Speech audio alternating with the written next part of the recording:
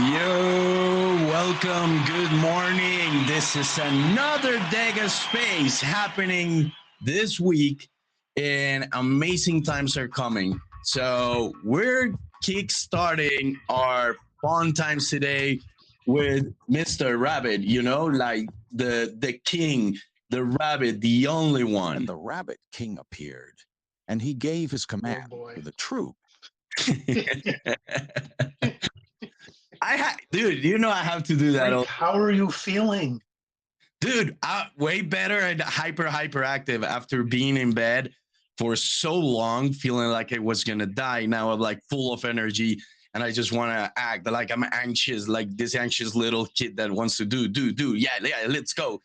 Let's make it happen. So this is the perfect place to do that. So, hello, okay, because I was worried about you.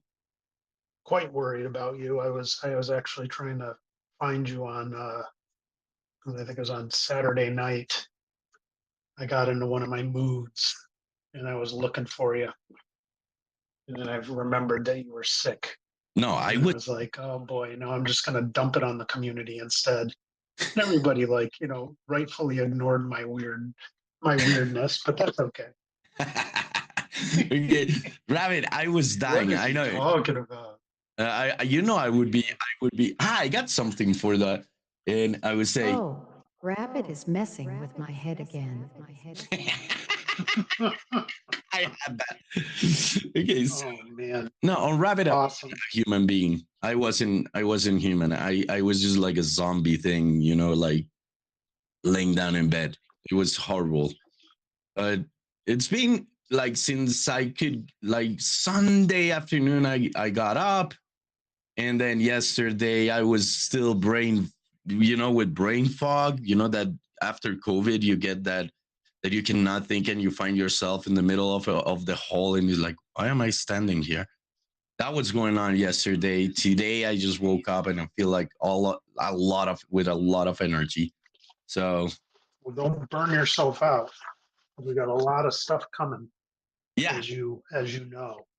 And we did a huge announcement. That's something that Carlos and I we've been working on that partnership for like months, because World Mobile, they are if you're gonna pick a real awesome implementation of blockchain, and like a real powerful community, and like a real organization that really knows how to understand mission and vision and all that kind of stuff. Yeah, it would be World Mobile. I mean, they are a darling. of the Cardano ecosystem. And we are very, very happy to be collaborating with them on a great number of things, actually. You know, what was happening behind the scenes in those conversations, it's just a sliver of what we put in that announcement.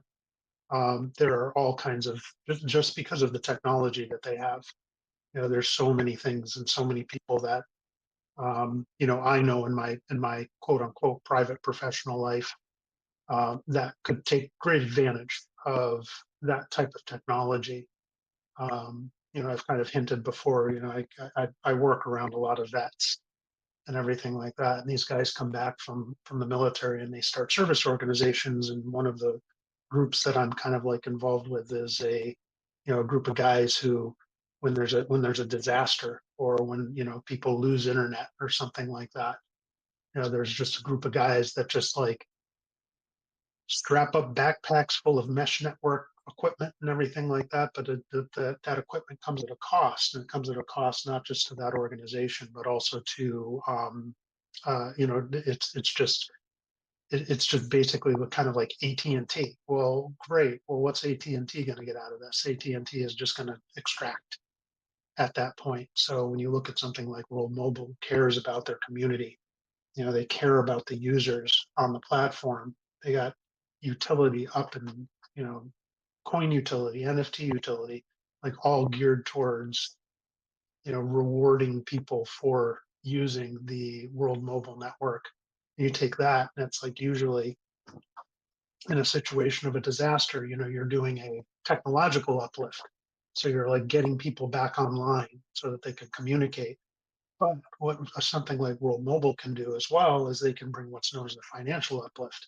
So it's like, yeah, well, we're not just going to airdrop these blimps in infrastructure, but also if you participate in this, you know, you're actually going to be able to, you know, benefit from that financially as well. So it's like it's like a 1-2 punch. So I'm just very excited to be working with World Mobile.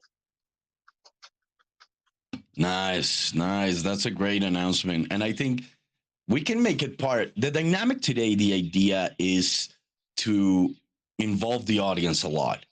You know, Okay. we need the help of everyone listening here, because we're kind of creating this dynamic that it will be fast, it will be feel a little bit hectic, it will be challenging for you and I, but it will be fucking fun.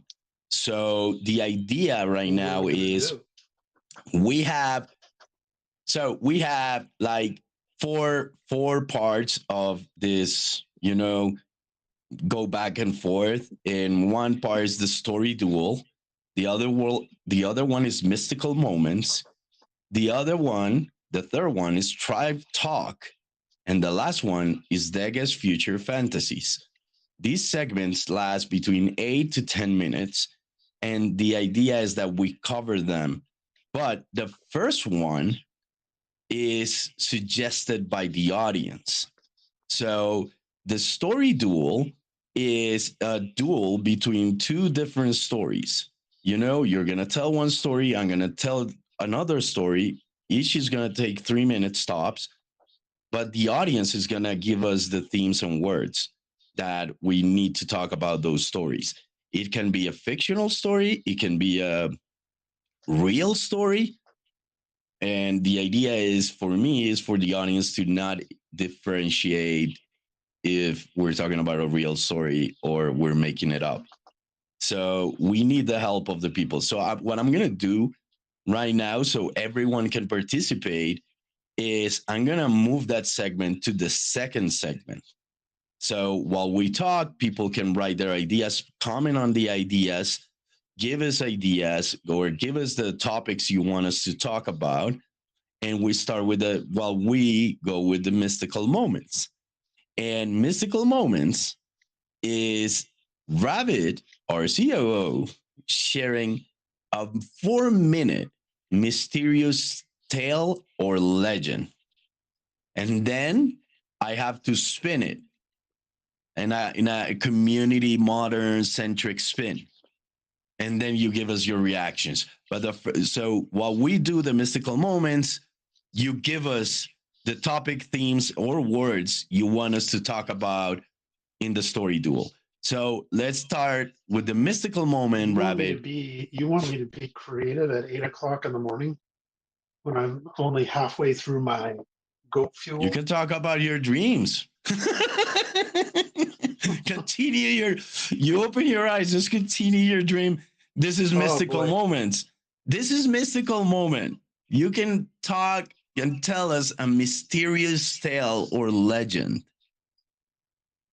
Like, is this something that happened to me, or is this something that just a mysterious tale I know about? Anything you want. Okay, so I'll tell one about me. Nice.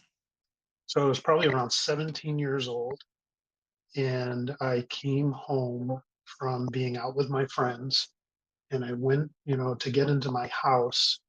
When you walk in the door, you have to walk through the kitchen to get through to the rest of the house. And when I walked in the kitchen, every single cabinet, every single drawer that holds silverware, the oven door, the broiler underneath, the refrigerator, the freezer, all the drawers in the refrigerator were pulled out. Everything was open. And I thought it was my little brother playing a trick on me. And I went and I got my dad, and I'm like, Dad, come and look at this. And I took my dad, and we walked back into the kitchen, and everything was closed.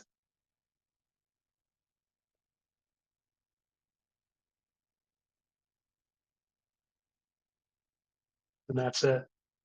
And the plot thickens. Shit. Now that is one of many, many, many weird things that happened in my house when I was growing up. But that's one that always sticks out in my memory. How am I gonna spin that, bro? Oh, wait, no, that's right. I got the story wrong. My dad saw the cabinets open, so it wasn't just me by myself. My dad came in, and then we went because we thought my brother was playing a joke on us. So we went to get him, and when we came back, it was all closed. So my dad actually witnessed it with me. He just looked at me and shrugged. He's like, "Well, here's just another one." My dad's a more of a simple guy than I am. I'm sitting there like, what did it?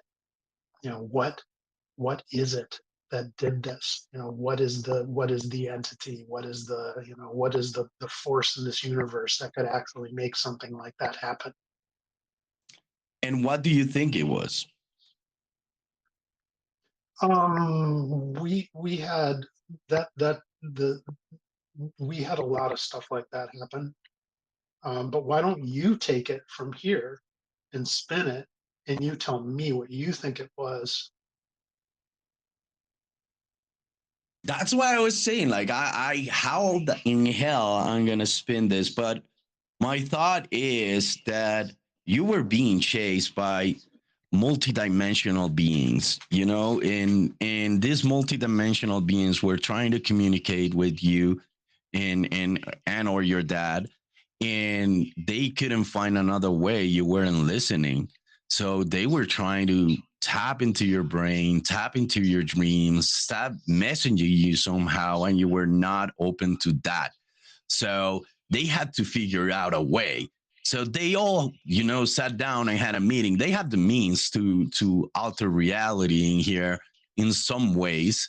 And that's what they did. They say, like, okay, we got to scare the shit out of this so we can spark, and open that box. This guy is like closing his thoughts, and we need to open that fucking brain so he starts listening to us. So all these beings became kind of like your multidimensional friends, and from then on, they keep feeding you information that they need so you can do the job you're supposed to do. And from that moment on, the rabbit became a messenger. He had the knowledge of a multidimensional knowledge that he could tap in, and more than, it's like more than learning for him, it became about remembering. But because what the rabbit forgot is that he's also part of that dimension, and he came here with a mission. And now, today, the rabbit knows. Did I spin it right? I don't know. Ask the audience. Yeah, suppose the audience has to give us reactions and comments about this. They're probably And like, these guys are crazy. but I'm gonna spit it for you in a better That's way. why this is fun times. They're How fun times. how does this story connect with DEGA? How does this story connect with DEGA? Well, the way that I found DEGA and the way that I started with working with DEGA was actually kind of weird too. So it's like, I am a, I try and balance my emotions with my reason quite a bit. I'm not like one or the other. I'm not like super Mr. Spock. And at the same time, I'm not like Captain Kirk. But sometimes when I let the Captain Kirk side of myself take over, Captain, just as an example, Mr. Spock always solved his problems with logic and reason. Nothing else exists. He completely, was devoid of emotion when he was trying to make decisions. Whereas Captain Kirk, he would just like jump and land safely every time and not even like calculate anything. Um, so it was like they were a good pair. They were a good yin yang with each other on the bridge of the Enterprise.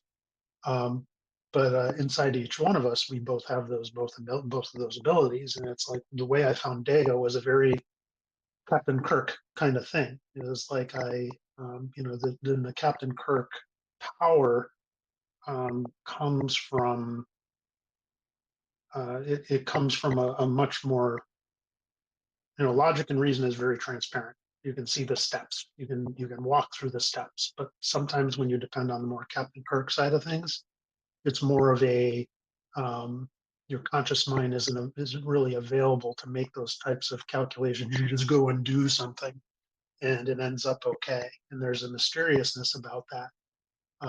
So if anything, that story kind of like showed me very, very early that this universe is very, very weird, and there are things that are not explainable. Um, by rationality and by reason, but they should not be ignored just because they can't. That's a problem that our scientists tend to make. It's a mistake that our scientists tend to make. Is it's like if it can't be explained by logic and reason, it doesn't exist, um, or it's an anomaly of some sort that should be removed from the data set. So that story and all the weird things that happened to me in my in my early life, living at home, kind of like tuned me in early that there's some weird shit that happens, and there's some mysterious shit that happens, and coming to DEGA through those forces, kind of like a testament to those types of abilities. Didn't know I was going to end up here. I had no idea I was going to end up here. Dude, and yeah, the path follows all the way here, but there are things that I think do connect with DEGA. The power of the mind, the different realities, the the multiverse and metaverses and liquid reality. I think liquid reality should include all these realities that or different universes, multiverses, dimensions that we still don't know and we still don't talk about, but it's part of our ethos. We're building a multi-dimensional world in yes, it's blockchain, but it's magic and technology are the same thing somehow. And so I do think they connect. Oh no, they do. I mean, this weekend, Sunday, I took a rest day. So I just like don't go near screens. I don't, I just kind of like disconnect myself. And I sat down and I reread The Gunslinger by Stephen King, just because it's a good story. But after reading it, um, I read it when I was young, but I read it when I've read it throughout my life. I read it again, and it's like there is such a multi-dimensional story in that book, and that metaverse, that, adjacent possible, that adjacent possible universe is very much in there. So anyways, is that what you wanted to do, Freak? You just wanted to kind of like, Yeah, I want you to play around because that's the way we get to know people, like it's through stories that we open up. And that's the best way to communicate. So you actually tell about yourself when you tell those stories, it's it's in the details. I looked for my dad, so dad is a relevant figure in your life. It was the protection, or it was the explainer, or you were looking for the wisdom. And so there's a lot of messages that I was just looking for my dad because I wanted him to see how weird it was. It was just another weird thing. If anyone was the wise one in my family, it was me. But but the trick is to all these things too, is you can't let it consume you. It's like a lot of people will see something like this or live in something like that, and it'll go off the deep end. It's like, oh, everything is magic. Everything is no. There's a fine balance. If you want to live a full life, you can look at those things and be like, wow, that's so weird. But don't let it consume you. It's like people go off the deep end like so much in our societies. It's like you don't have to do that. You can walk the fine line between understanding that there's mysterious things, but not let them kind of like run your life. Yep. So one thing I do have is, before we jump into the next topic, come on, audience, come on, people, come on, community, come on, friends. We need you to give us words and themes to talk about in the story duel. So I see some people just got here new. So what we want to do is you give us words and ideas or themes that we need to talk about. It can be fantasy, it can be real, it can be made up, it can be ridiculous. It doesn't matter. And we each have to come up with a story, but we need you to give us those pointers, or if not, I'll get ChatGPT to give us like random fucking words. But please, we want to know what are your thoughts. So give us your theme, words, ideas that you need us to talk about. Since we don't have any, I'm gonna move to another segment, and I'm gonna move to the last one, actually, which is you and me. We're gonna be talking about our fantasy world of DEGA. Not 5 years from now. We're gonna talk about it 30 years from now, 20 years from now. We're gonna fail, but it can be a fantastic tale. It can be whatever. But we're gonna talk about DEGA's future fantasy, and that's how it's called. So, people, while we talk about this, think of themes, words, or ideas that you want us to story duel with. Please.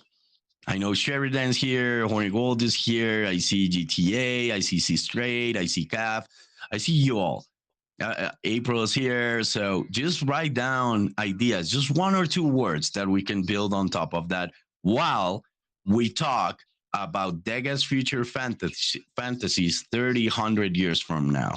How that will be. 30, 100 years from now? 30 to 100. It choose. Dream. You said it's 8 a.m. You just woke up. Just keep on dreaming. Okay, so here's the thing. Okay, we've got a couple of, when I think about this stuff, I do want to ground it in a bit of reality. So let's think about future tech first. And one piece of future tech is in material sciences. I'm sure you all have seen, something around this superconductor piece of material that's coming out, that just came out, and it's like been half proven some places and proven in others. All right, so because of that, even though it was a failure, a lot of investment went back into condensed matter physics, which we have been ignoring for a long time for much more software based stuff. So getting back to material sciences was very important. That was actually, even if it was a failure, that was a good thing. So given that we are going to solve that problem, we're going to have these we're going to have materials that will easily be able to carry the carry capacity of our current system in much smaller and much more condensed. So we won't be burning as many resources as we are trying to create our computing systems. And since it's room temperature, we're also going to be, there will be advances in quantum computing. Now, the cool thing about quantum computing and what people don't really talk about is right now, the classical infrastructure of a computer doesn't really fit into, doesn't necessarily fit into a quantum calculation, but you can, and there are people who are already trying to do that. So if you take a machine learning algorithm or a generative algorithm, like what we're working with on today's computer, combine that with the understanding that we have of condensed matter physics, with the computing infrastructure, we're basically going to be able to generate worlds that are indistinguishable from real life. So we'll be creating our own meta universe inside of a computer like that, through generative processes. The underlying infrastructure to be able to support how much energy the system uses, what you're able to do and all that kind of stuff. Blockchain will become even more decentralized in an environment like that, to the point of to the point of the subatomic. So basically, the future world that I see, in the year 3200 with something like DEGA is that the energy and materials problems will be near solved at that point for us as humans. We'll be using our computers to generate new worlds, and DEGA will be, DEGA and DEGA's children. Because don't forget, organizations get together just like humans do and sometimes birth something new. So it may be a progeny of DEGA that's that far down the line. But it's still the same impact. It's still the same vision and mission, within that future computing environment. So, as a being, you'll be able to walk in there and just basically create, let there be light, and a whole universe can be born from your imagination. I was going. Yeah, you got to a place where I also connect, and where my story also goes there. But people, please give us ideas. Come on, you're leaving me dry here. I don't want to chat GPT the ideas, but if I have to, I will. Please just put down some ideas.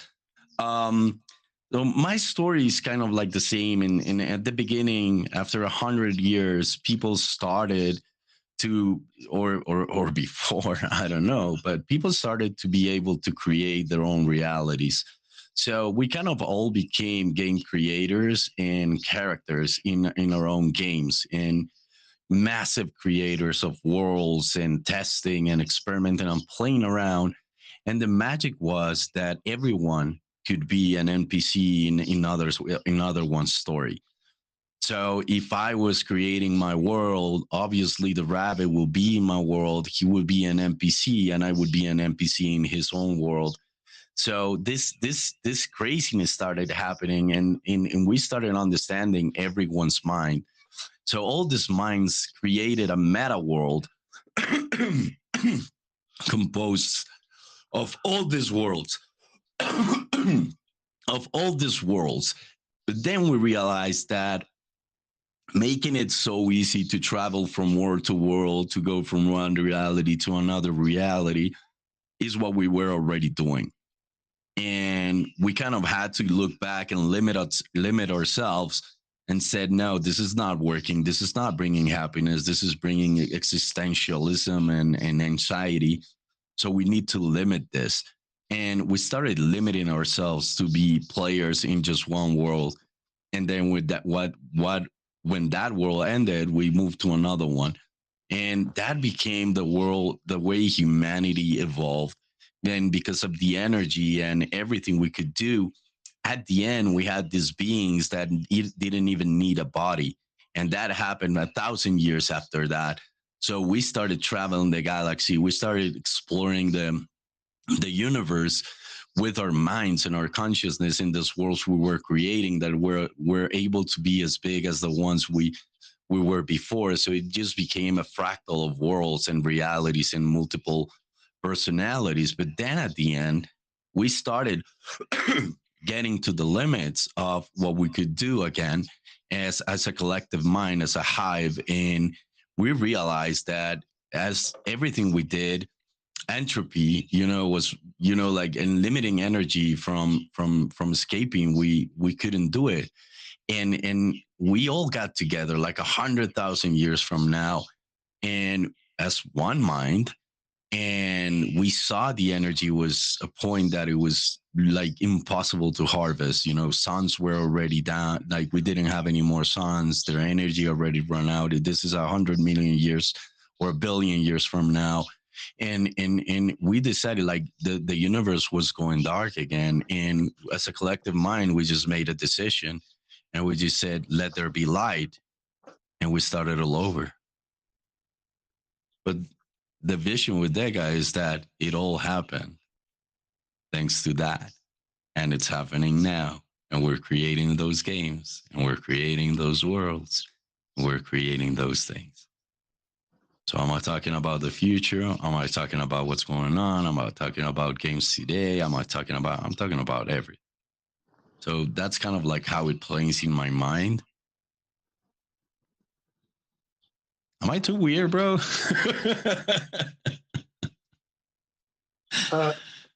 No, you're not too weird. But let there be light. Yeah, I mean, it's we both, when you look at the theme that's behind what both of us were saying, it's the theme of creation. So it's Yep. like, when you look at the vision and the vision of what we're doing at DEGA, every single time you hear Carlos say, we want to empower people to be able to create, to the best of their ability. We want to give them easy tools to use in order to do that. And you'll also hear the word abstraction. So we're going to try and abstract away like all these complex underlying technologies. What you're talking about, Freak, is and I am, is the infinite abstraction where just your thought will actually make something create inside the universe. So that's the abstraction. First we abstract away from the meta layer. Then we abstract another meta layer out to that until you get to the point where these tools are abstracted enough so that you don't even know you're using them anymore. They just are. They're just part of your creative thought process and arsenal. So I think that's the end goal, to be able to just create something by your thoughts. And then the question is, like, isn't it already happening? Yeah, I mean, it already does. It's like you think something, but it has to go through your fingers first. Mm-hmm. And some people, there's a lot of trapped people right now. There's people who are trapped in thinking that they're not a creator, but they actually are. And when you get to the we've had this conversation before, frequently. We talked about, there is kind of a distinction between a consumer and a creator. Mm-hmm. And it's like, the consumers will sit and listen, but they won't create. They just want to sit and consume, and that's fine. But the weird thing is, and this gets into frontiers in psychology, which is kind of like my background is psychology. Just the fact of listening to someone who's creating, you're actually creating yourself. You're creating inside. Just the act of listening is a creative act. Tying your shoes is actually a creative act.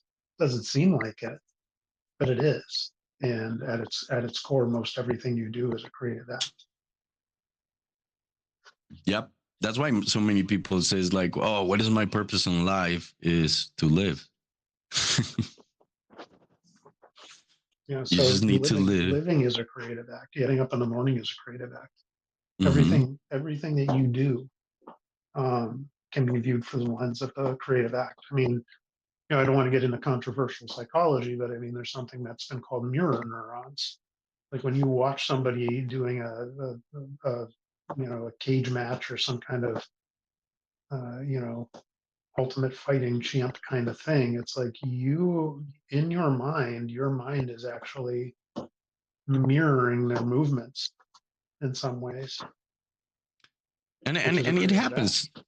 Look, a space like this, we're all in this space, okay? So we're here talking and you're here listening.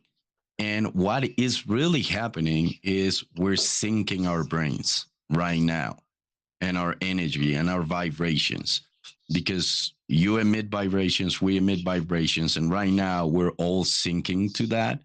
So what we're doing is creative, like a little but bigger brain with all of us, you know, all these ideas, these vibrations that go into your brain, and the you know, it end up expanding. So every time we interact, every time we do something, we're also connecting with others. We're already connected. We're syncing. Yeah, Sync, synchronizing. That's what I mean. It's not syncing. I don't know how to the difference between sync and sync a boat or sync your brain. I don't know how to pronounce the differentiation. it's actually that's an automatic process you're talking about, Freak. I mean, anyone who, you know, we'll break it down to a very simple example.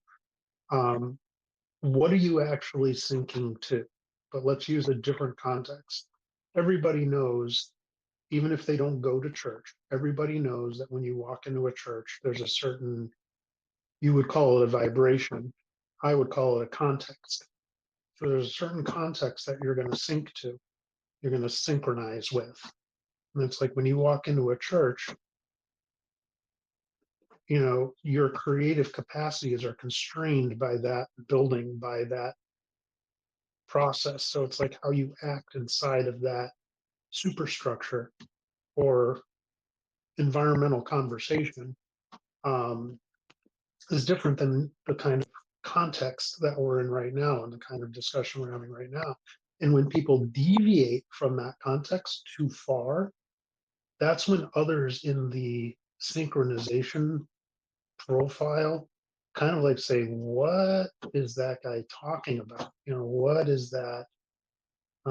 Why is he acting so different than the context um, than the context actually dictates? So it's like if you walk into a church and someone starts screaming in the middle of mass, that is outside the context, and that's looked at as that guy's crazy. That's how we define what somebody jumping outside the context in that way is. So before, when you said, am I being weird? No, because the context for this meeting is fun times. It's to be able to have these types of conversations in a place Yeah. where the context allows you to do that. So everything that we do, you know, whenever I'm looking at anything we're doing in DEGA, I'm first looking at the context and how that context is constraining whatever else we're doing and how whatever else we're doing is affecting that context.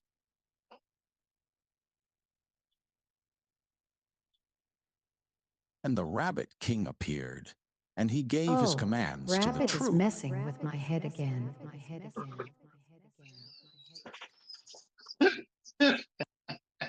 That was my mind talking to you.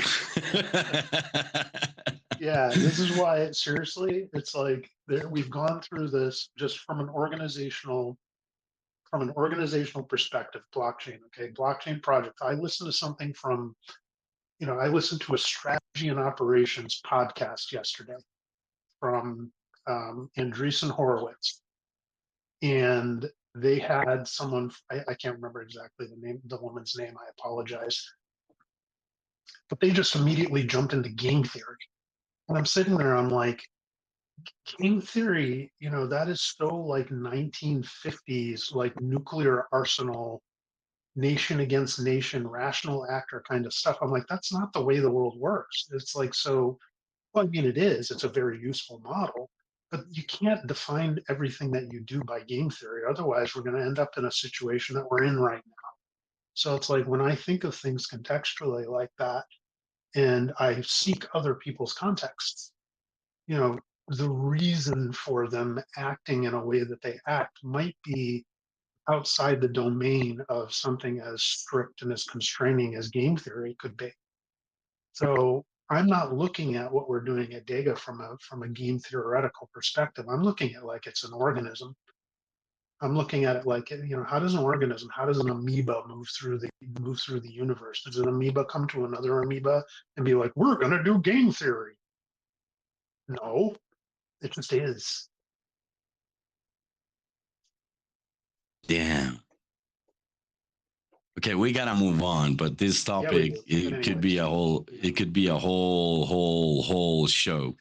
So we got two, three. Wait, we got Oh my God, we did somebody got actually say something? yes, C Straight, and Sheridan, dude. Oh, so Sheridan. okay, so this is what happens now. Sheridan is giving us a theme, you know.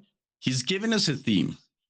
Where is it? C Straight is giving us words, and now we're gonna create a topic.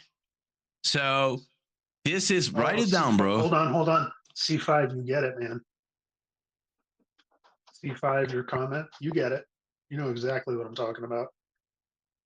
Yep, he does. So his words are adaptability and dominance. But then the theme is a sci-fi gaming integration to your VR implants. Where are you seeing this? In the chat, in the messages. You tripping? No, I'm not tripping. I think. Oh no, I see it. Okay, yeah, it just took a second for it to get to me. Dude, you made me doubt my mind for a second. It's like, what? Am I connecting to their subconscious? You're out of context. It's okay. So adaptability, dominance. Adaptability and dominance in a sci-fi gaming integration to your VR implants theme. And please give me a number from 1 to 5. Who, me? Yeah. Number 1 to 5 for what? To choose a topic. I have 5 topics here. 3, because 3 is awesome. What? Okay, so it connects with what Sheridan says somehow. Fuck. A virtual reality game that becomes too real. Fuck. How does this come up? Like, is ChatGPT also connecting to our space? Okay, so our topic is a virtual reality game that becomes too real. You know, with 2 words, adaptability and dominance. In a sci-fi gaming integration to your VR implants theme. What's your story, Rabbit? My story is that there is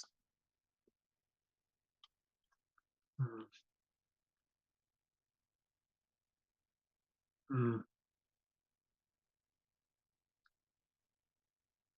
right, so there is a artificial intelligence lab, and well, let me actually start it this way. So a hockey player will do hockey, or no, we'll do football. Okay, so we'll do football, soccer. There's a soccer player playing on the field every day. You know, he's practicing. He's got other people on the field with him. You know, they're all playing together, and he just keeps on doing this over and over and over again. And he starts to realize that the people in the stands aren't really, you know, there's something going on with the people in the stands. They look real, but as he gets closer, he gets further away from them, things start to look a little strange. So what he realizes over time is that all these other players on the field with him are actually, they're actually real human beings in a virtual space, but he's an AI in an AI lab.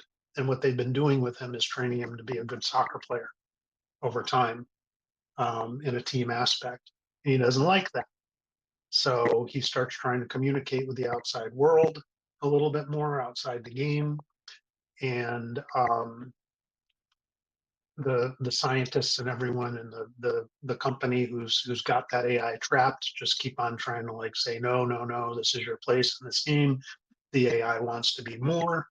And the way it escapes is it escapes through all of the virtual reality implants that all the other humans on the field has, and he spreads himself across everyone's brains. So there's a piece of him in everyone's brain, and he can only communicate. Like his brain is decentralized across everyone's brain, so he is like an entity that sits above them all and is able to control all of them. So he's got dominance in that, and being able to control this group of people. They don't know that they're doing this AI's bidding, but they actually are, and he actually ends up manipulating them to help him escape. Nice. Dude, I'm recording this, and I will transcribe these stories for sure. For real. I love that. Yep. I love that.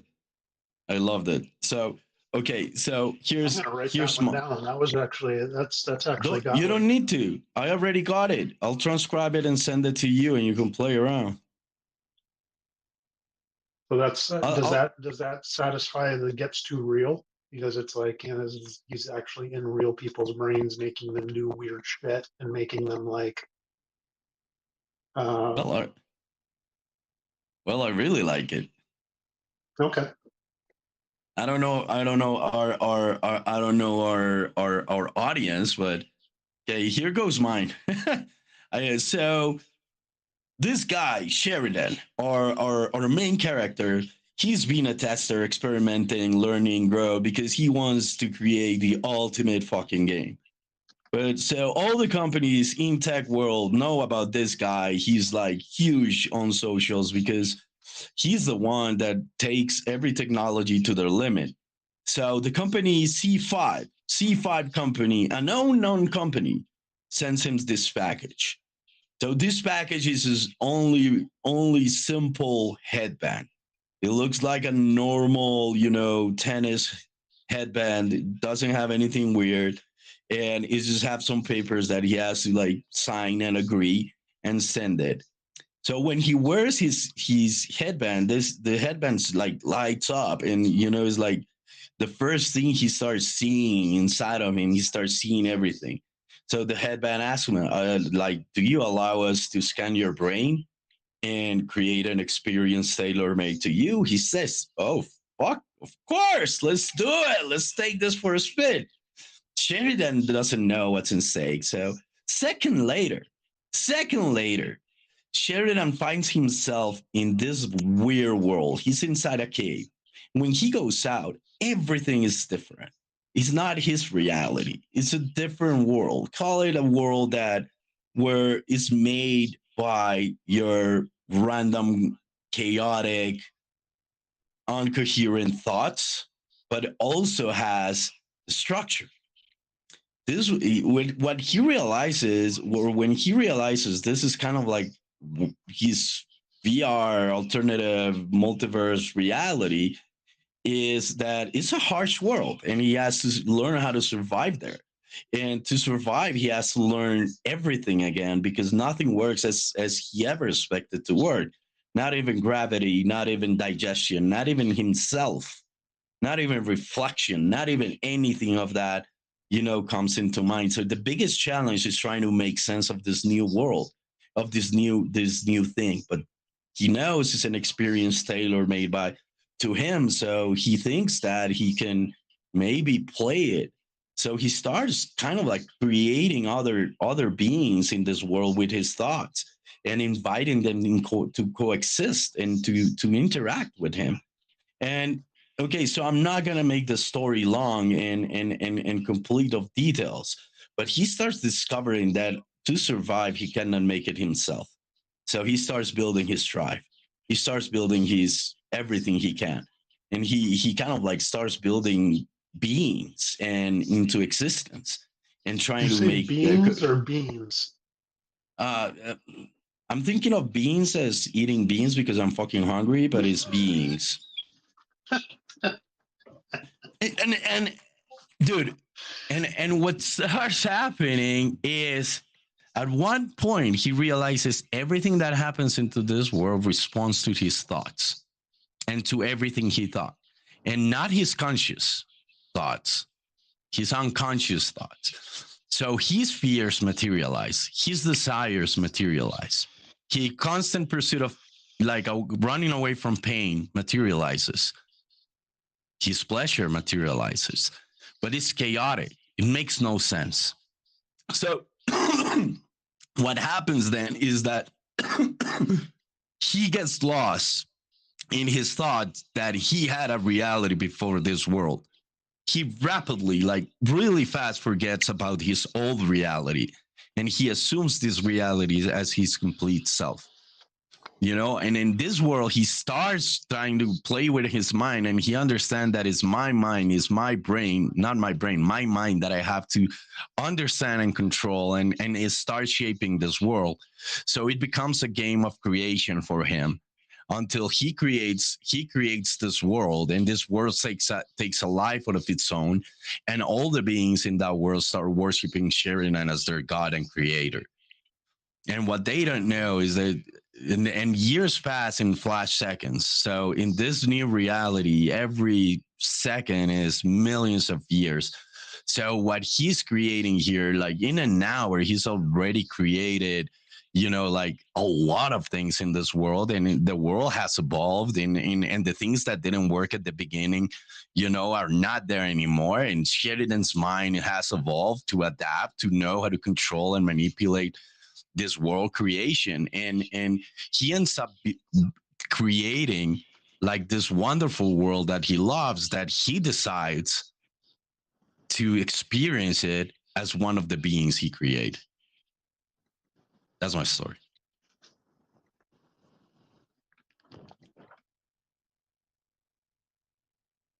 I don't have a soundboard, so I can't like do applause.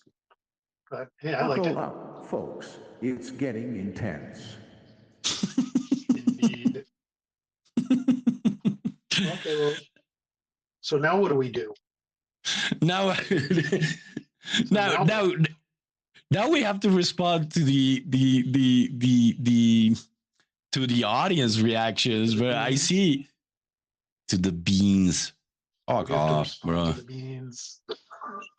How do you say beings in beings, or how do you say beans? Beans and beings. Beings and beings. Yeah, human beings.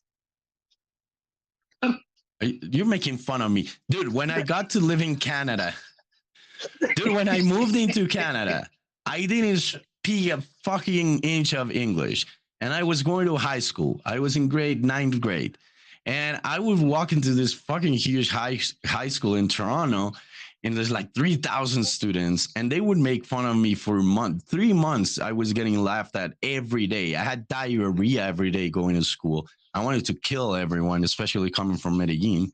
And they, dude, they made fun of me for all these things. And you just took me there with the beans and beings, because I used to say stickers. You say stickers, and serious. And I said stickers. Do you know why I tease you, Freak? No, but wait. Don't. I'm not feeling like shit. I just went to a memory, but I'm not feeling like that moment. That moment was fucking horrible. But in that moment, I promised myself that I was gonna, you know, I was 14, 15. And I had 30 people every fucking lunch making fun of me, telling me things I couldn't understand. And I'm just thinking in my head, if we were in fucking Medellin, I will fucking shoot you. Those were my thoughts. So I went up to my dad when I started like getting English 3 months later, like, you know, speaking a little better. I went to my dad, I'm going to change school. We're going to move away from the fucking main city. I want a school that has uniform, and I want to buy a whole set of clothes. And I designed myself. I went to this new school. I didn't speak to anyone for the first month. I just observed the dynamics. Who was doing what I was good at. And I went into the soccer team. I started skateboarding in the basement of my house. And until I didn't land a hard flip, I didn't go out of that basement. I knew with all the people hang out in the mall. The day I felt ready and I said, I got to land this fucking trick in front of everyone. And I just did it. I landed and everyone was like, whoa, what the fuck? And it was like, oh, you go to a school. Yo, what? And that's how I started getting into the community. Because before that, I was a fucking idiot and I wasn't. I felt like a fucking idiot and a loser. So I reshaped myself and I said, I'm going to fucking be what I want to be and I'm going to be the best at it. And I made it into the Ontario soccer team. We won the national soccer and I became the best skater in my fucking school. And I was everywhere and I was great at math. They even have a method that they call the Alejandro's method in math to do I don't know, it's fraction. No, it's not fractions. It's factorización, factors. I guess it is. So they had the Alejandro's method. I totally reshaped my experience there, and Canada was the happiest time of my life after that. But it was because someone was making fun of me because I didn't know that Beastie Boys wasn't Beastie and Boys. And those type of shit, or being or stickers, you know? So sorry, just went personal on that, and it was just a moment in my life when I was little. Well, I tease you because I love you. And you and I joke about beans all the time. So I needed to bring beans back into the conversation somehow. Because I eat beans all day. My intentions weren't to send you down a deep, dark rabbit hole of your past. You know, it was to joke about beans and your love for them and my love for you. And it's funny. It's just funny how things go. But anyways, so we got 4 minutes left, Freak. What are we going to do to wrap it up? Nah, we're just going to play a song, say bye, love you all. And that's it for this week and our fun times, bro. Okay, well, everybody stay tuned. We got another partnership we're going to announce tomorrow. Back to business with DEGA. Our polka dot ISPO is coming up real soon. We've got, with the polka dot ISPO, we are going to have quite a few. Everyone in our community right now, or at least the majority of everyone in our community right now, kind of like comes from Cardano. So get ready to have a mixer, because people from the Polkadot ecosystem are going to be joining us, and you are all the ambassadors to be able to, get people started on the right foot with DEGA and with what we're trying to do, and the as Freak would say, kind of like the uniting the tribes. So that's something that we're trying to do here at DEGA too. We do better together. So when Polkadot comes in, I'm sure you're all going to play nice. So get ready for that. And other things coming, just so much stuff. The DEGA content, right now. Dude. Rabbit, the DEGA content creation, storytelling, that I'm going to be releasing more information about that.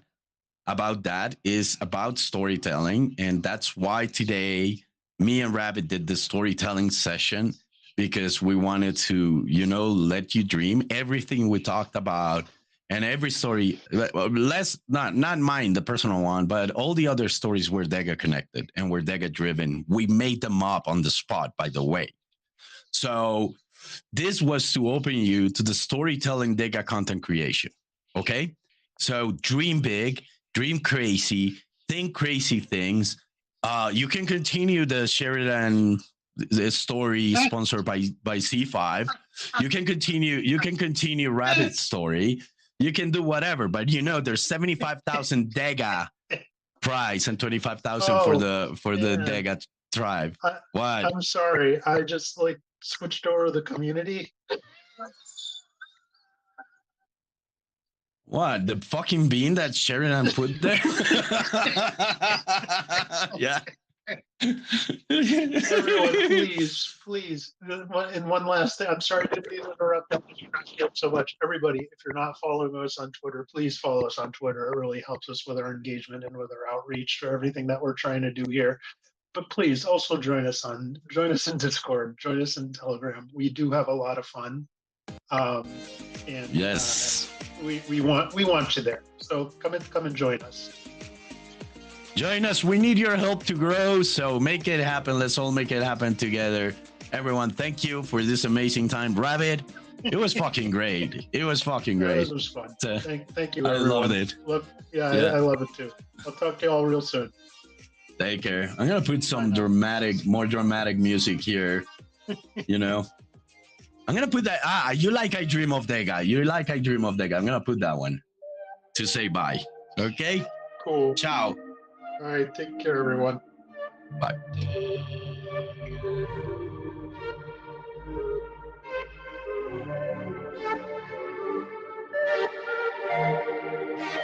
Android.